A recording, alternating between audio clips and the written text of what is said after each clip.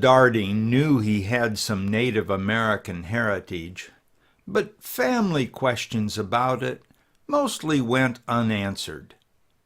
It turns out he had both Oneida and Cherokee blood from several generations back. My grandfather was born on the Oneida Reservation in New York State. He came into Ohio in about 1850-some, and he met a woman here in Ohio who was born on the Cherokee Reservation in North Carolina. And those two stayed together for quite a while, and they had they had 4 boys, they had 4 sons, and then she passed away, I think, on her last son. She was like 21 years old, and she passed away on her last her 4th son. My great grandfather, he put all the boys out for adoption, and in the 1800s you could adopt any kid. And my grandfather was adopted by a farmer in Springfield. His sister was adopted by a Dunkard farmer right here in Englewood. Harold always had an interest in music and became involved in a Southern country band in the 1960s playing guitar. While the band was performing in Nebraska one year, he sought information from someone there who had researched the Lakota people. As he was sitting in the man's prayer garden, he heard a sound that intrigued him. He was hearing Native American flute music for the first time. He soon learned to play one, and later he started making his own flutes. Since then, Harold has probably made at least 70 Native American flutes and has traded or given many away and purchased others.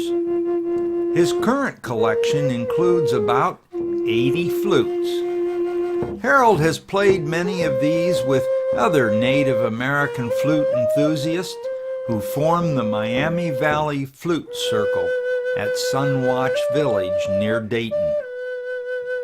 After years of researching his own heritage, Harold enjoyed going to powwows throughout the Midwest and in New York, sometimes playing his flute, sometimes just participating in the culture.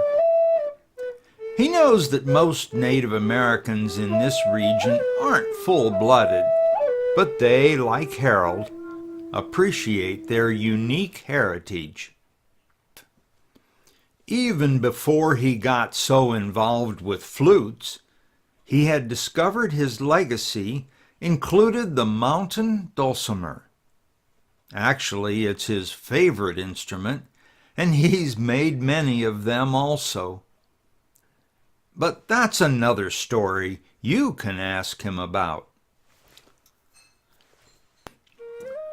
Back in the 1950s, after high school, Harold apprenticed at General Motors in Dayton and became a journeyman model maker. He left in the late 1960s and took his skills to the vocational training program at Patterson Cooperative High School.